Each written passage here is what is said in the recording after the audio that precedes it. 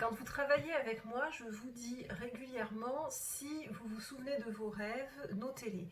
Notez-les et puis amenez votre carnet, amenez vos notes, parce que c'est un travail, c'est vraiment une mine d'or pour nous.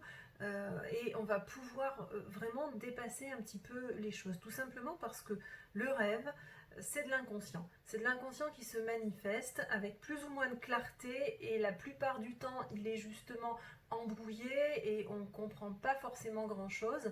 Et c'est normal, c'est justement le travail du rêve, hein, d'être encodé en fait, de retranscrire un peu ce qu'on a vécu d'une part, de retranscrire nos journées. C'est pour ça qu'on retombe sur certains éléments de nos journées. On se dit ah bah c'est parce que j'ai fait ça la veille, alors je l'ai inclus. Et puis après, ça peut être beaucoup plus flou, compliqué, alambiqué. Et dans ce rêve, dans ces rêves, à chaque fois, bah, ça va être l'expression de notre émotionnel, de notre inconscient, de tout ce qu'on ne se dit pas, de tout ce qui transmet pas, de tout ce qui passe pas cette barrière là du conscient. Il y a nos peurs, il y a nos désirs, il y a nos traumatismes aussi, il y a toute cette sphère-là, vous revoyez un petit peu l'image, hein, de l'iceberg qui est immergé complètement. Bon, il y a un tiers qui est à l'extérieur, qui représente le conscient, et les deux tiers complètement sous l'eau, c'est souvent symbolisé comme ça qu'on symbolise l'inconscient. Donc cet inconscient-là, il s'exprime dans les rêves et en tout cas c'est un des moyens de lecture qu'on a. Le travail sur les rêves, c'est en tout cas le souci du rêve, c'est vieux comme le monde. Depuis la nuit des temps, les hommes ont cherché, hein, à lire leurs rêves avec cette dimension plus ou moins d'oracle ou de divinatoire, etc. Mais on voit bien que le rêve, tout ce qui se passe là dans cette partie nocturne, la nuit, qui est empreinte de mystère aussi, et qu'on a essayé de le décoder. Voilà. Donc, en séance, en psychothérapie, ça va pas être cette partie divinatoire et oracle qu'on va interroger, mais bien du concret, bien votre vie et comment votre vie se traduit dans vos rêves, ou comment vos rêves traduisent vos émotions profondes, vos désirs, vos peurs, des obstacles que vous pouvez vous mettre ou penser que ce sont des obstacles, des désirs cachés, parce que voilà, vous avez des freins, vous vous mettez des freins, et que votre conscient ne vous permet pas du coup de les travailler. Euh, donc la méthode de décodage, c'est pas le dictionnaire des rêves, donc je rêve ça, ça égale ça. Non, c'est quelque chose de beaucoup plus subtil, même si on s'appuie sur les grands archétypes, sur les symboles, mais ensuite, c'est vraiment juste le point de départ. Ensuite, c'est vraiment voir comment ça entre en résonance avec votre travail psy, avec vous-même, votre personnalité, votre structure, votre histoire, et tout ce travail psy que vous êtes en train de faire, quel sens ça a. Par exemple, un des symboles du serpent, par exemple, je pense au serpent. Bon, bah, si c'est quelqu'un qui déjà a peur du serpent, ou si c'est quelqu'un qui en fait une passion, voire un loisir, et qui adore ça, bah, forcément, on va pas partir du même symbole, du même objet qui est le serpent, mais l'interprétation déjà va prendre une connotation différente, et elle va prendre une teinte, un décodage, et ça c'est vrai pour toutes les situations, tous les contextes, tous les objets, tout ce qui peut traverser comme ça votre rêve, et c'est vous interroger avec des pistes de travail et voir avec vous quel sens on peut donner à ce rêve, et c'est nous permettre aussi un décodage de l'inconscient. Le rêve, c'est une photographie à l'instant T, à l'instant où vous rêvez, à l'instant où vous êtes dans une situation. C'est photographier votre inconscient. Voilà. avec les émotions du rêve, avec les sentiments. C'est bien de noter aussi, au-delà de l'histoire du rêve, votre état émotionnel au sortir là, de ce rêve, au réveil. Dans quel état ça vous a laissé? Est-ce que c'est un rêve qui vous a imprégné de manière forte? Est-ce que ça vous a mis mal à l'aise? Est-ce qu'au contraire, ça avait une sensation de liberté qui était associée? Et ça, il n'y a vraiment que vous qui pouvez indiquer ça. C'est écrit dans aucun livre, il n'y a aucune grille de lecture qui pourra vous le donner. C'est vraiment le décodage en séance qui vous amène à cette partie, cette peut être aussi la partie sombre, hein, ça peut être assimilé à cette partie un peu sombre, un peu de soi-même, ou ce terrain-là inconnu. Et bien là, ça nous donne les cartes. C'est vraiment comme si on avait le territoire de son côté sombre et du coup, on voit au fil du temps et au fil de la thérapie que les rêves deviennent de plus en plus clairs. Au plus on s'en préoccupe, déjà au plus on s'en préoccupe, au plus ça va être facile de se souvenir de ses rêves.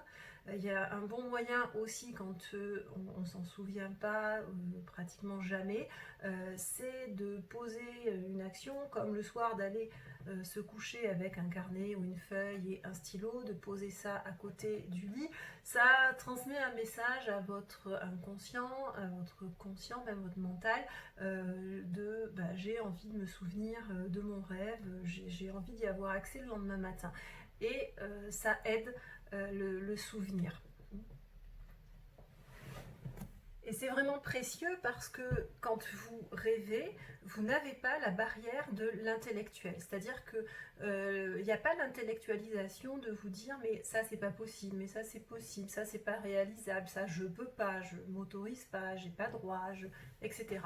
Tout est inconscient et du coup il n'y a pas cette rationalisation, cette intellectualisation. Voilà. Et même en parole, dans le conscient, quand on se parle ensemble, cette barrière-là, elle est là. Cette intellectualisation, elle est là. Mais là, interroger ces rêves et me les donner pour qu'on les travaille ensemble, c'est une manière directement d'aller dans l'inconscient. C'est comme si on était en état de conscience modifié. Donc ces états de conscience modifiés ou expansés, qui sont un peu ce qu'on appelait avant aussi l'hypnose et ces états profonds d'autres consciences, et bien là c'est de la même chose. D'ailleurs les ondes cérébrales sont très similaires, sont très proches entre les ondes qu'on atteint en état de conscience modifiée et les ondes du sommeil paradoxal, puisque c'est dans le sommeil paradoxal que se produisent ces ondes-là. Donc c'est vraiment une entrée. Voilà, voyez vos rêves comme une porte ouverte sur vos inconscients et prenez-en soin de ces notes de rêve, de ces souvenirs. Et si vous êtes au travail sur vous, eh bien, ils sont des lectures, des messagers. Pour poursuivre sur les rêves, j'ai envie de partager avec vous une expérience d'un travail, c'est un exemple en fait de ce qu'on peut travailler avec les rêves. Une patiente arrive il y a quelques jours avec 3 rêves, donc 3 souvenirs. Ça avait été une nuit productive et puis son inconscient avait bien parlé. Et elle me raconte ces 3 rêves, je prends rapidement des notes et je me laisse imprégner parce qu'il ressort aussi par mon ressenti, connaissant un peu son histoire aussi, etc. Ensuite, je la laisse parler dessus, je lui demande de faire des associations d'idées dessus et très vite, il ressort quand même au niveau du contexte général, il ressort une stratégie d'évitement dans ce rêve-là, quelque chose à fuir et le simple fait que je pose cette question, donc, mais sinon, dans votre vie, puisque jusqu'à présent, on n'avait jamais parlé de ça, c'était la 3e fois qu'on se voyait, et c'était une orientation pour un syndrome dépressif assez classique. Voilà, donc, bon, ces rêves arrivent, on travaille dessus, et quand je lui pose cette question, ça vous fait écho, il y a quelque chose que peut-être vous cherchez à éviter ou en tout cas à fuir, etc. Et là, instantanément, il y a énormément d'émotions, il y a même des larmes qui arrivent, il y a un choc plein, enfin quelque chose qui s'installe. Donc je laisse le temps de récupérer, le temps de pouvoir dire.